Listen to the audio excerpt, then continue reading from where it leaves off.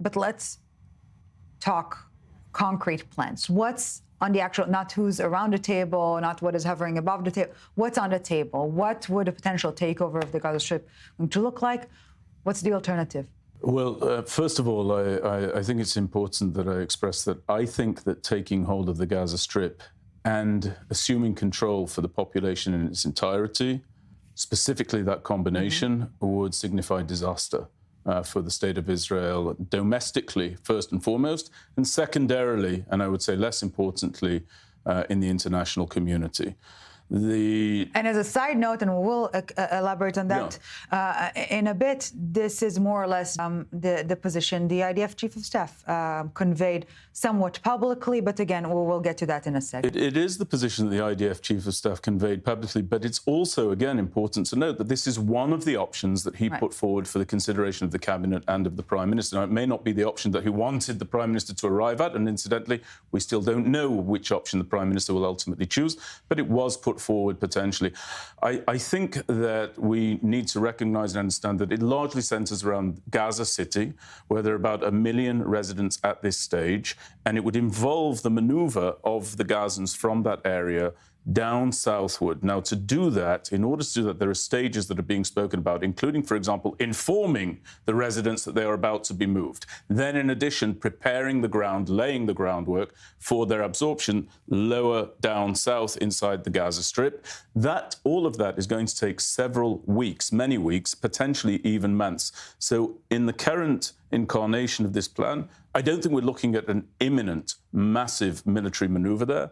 But I do think that it bodes very poorly for what is in Israel's best interests. And just to put the button on this comment, if I may, of course, I am absolutely for the toppling of Hamas in totality. I believe that can be done. I've always believed that it could be done, and I believed it should have been done long before October the 7th.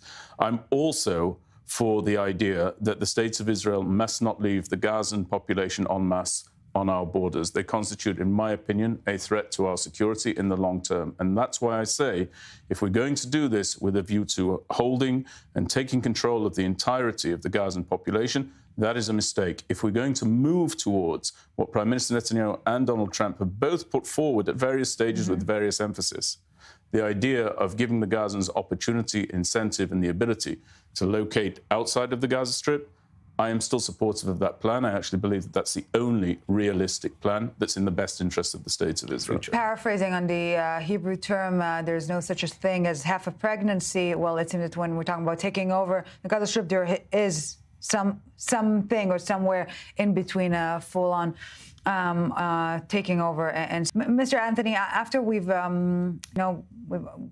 paid enough attention to the Israeli habit of talking about the internal disagreements, there is no doubt that Hamas is unwilling to reach about a settlement or a deal that is finalizing the situation. So facing this reality, what can be done? What other pressure can be applied through who on Hamas to get out the hostages? First and foremost. I think you're so right, and I think that the point that you've made about Hamas having a say in all of this is something that's gone unmentioned, unreported. They do have a say, and to this point, they are clearly saying no. They are not going to release the hostages. It's also, by the way, incredibly naive to expect that Hamas, which knows that the hostages are their safety net, are their insurance, their life insurance, is somehow going to hand them all over and move itself towards its own doom. Now, that doesn't make for easy listening. It's very, very difficult to say that, but I believe that that is the reality, and that's who we're dealing with. In terms of what else we can possibly do, I think that we have to have a continuation of the policy of military pressure. I don't think that we're in a situation where we can simply end the war and bring back the hostages because precisely what you said, Hamas has a say as well. I think you have to. So it's not as if there is an offer on the table that Israel is saying no to. This scenario you've just illustrated, not feasible. No, I don't think so. I think that we have to continue the military pressure towards a political outcome. That political outcome, in my opinion, has a stage. The first stage is to begin the implementation, as I said, of the Trump vision, which has been adopted officially, incidentally, by the Netanyahu government. That is the only, as I said, version of the future that I can see being in the long-term interest of the State of Israel. It won't play popularly and well in the international community, but nor does anything that we do. I challenge anybody to direct me to the version of events, operations and policies by way of which the international community does love us and does appreciate and does approve of our actions inside Gaza. Just a small note here, speaking of the pressure on Hamas, what could it be? Now, we understand that the Americans are planning also something. President Trump himself wants to speak straight to the Gazan civilians and tell them that we've reached an agreement with the Israelis to end this war, but the terms are that Hamas must leave Gaza and must disarm. You are now the one that is, or Hamas is now the one that is actually standing between ending the war and the continuation of the war, because Hamas have always been, throughout the past few months and even since we started talking about any partial deal, that they are saying this is a partial deal. Israel doesn't want to end the war. Israel wants to resume the war at some point, and that's why we will not agree to it. Now Israel is saying, with the help of the Americans,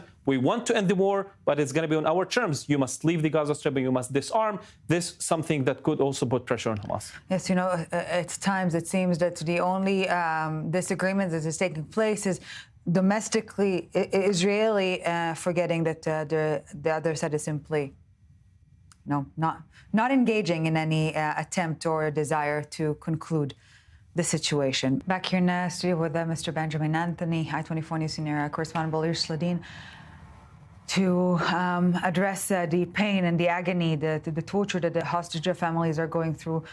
There are no words that can really describe what they're going through, and yet they do ask the leaders of Israel to acknowledge that some sort of an expanded operation underground might also mean risking their lives. That the defense of things, or the security side of things, is a balancing act to diplomacy and vice versa. Diplomatically speaking, Mr. Anthony, what is currently the status? Qatar, the U.S., everyone's trying to mediate. Where do we stand? Just before I get into that, it's important, again, that people know and recognize that every day and every night there is military planning, assessment and reassessment as to the viability of a hostage rescue operation, such as the one that was just spoken about here. The problem is that there is no way in which they are able to reach a balanced equation wherein they're able to extract the hostage safely and alive, and where they're able to mitigate the level of risk to our soldiers. That seems to be the issue at play. But nobody should be under the illusion that our security forces are not focused on the issue. They are, and it's quite possible that a moment will come, hostage by hostage, to bring some of these captives home.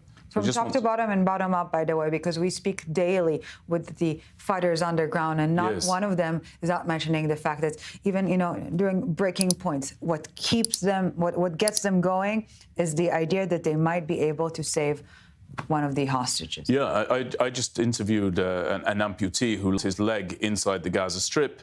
And he went in there filled with motivations to go and try and find one of these hostages. I asked him, knowing what he knows now, would he do it again? He said he would go back again, and he'd even be willing to risk the other leg in his arms. Politically, I do want to tell you this. Please. Prime Minister Netanyahu needs a selling point. As the Prime Minister who was in situ on October the 7th, he is not going to be able to sell the idea that we're going to pause the war, bring back some of the hostages and pursue Hamas into the future, for the foreseeable future. He needs some sort of a victory position here.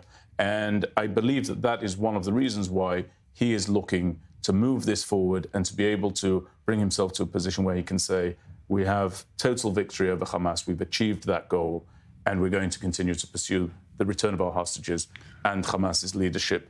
But does that do anything to ease the mind and the anguish of the family members of the hostages? Nothing. Absolutely not. Until they're not here. And their motivations, they're beyond reproach, in my opinion. And perhaps as a bullet point to our future discussion, if we're asking ourselves what can apply pressure on Hamas, is what Hamas wants. Hamas wants the money to start rehabilitating the strip. So that could also be part of the leverage that is being utilized at this point in time. So as we are less than an hour from the expected cabinet session tonight, Mr. Benjamin Anthony, what should we expect? Is there a scenario in which this session concludes without making a clear decision? We are left still up in the air?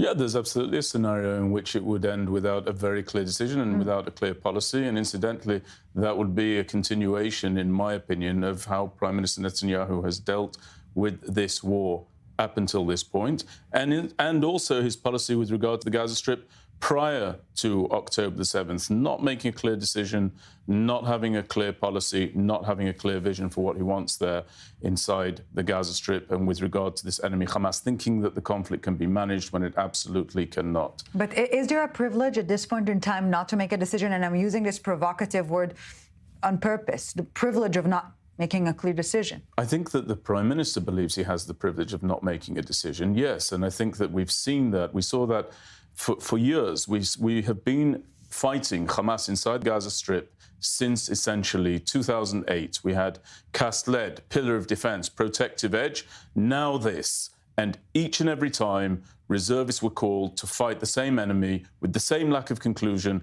with the same sense. I was one such reservist, incidentally, with the same sense that we'll be back in this theatre, back against this enemy 2 to 3 years from now. So I'm not necessarily sure there will be a change. I do want to put forward a note of caution.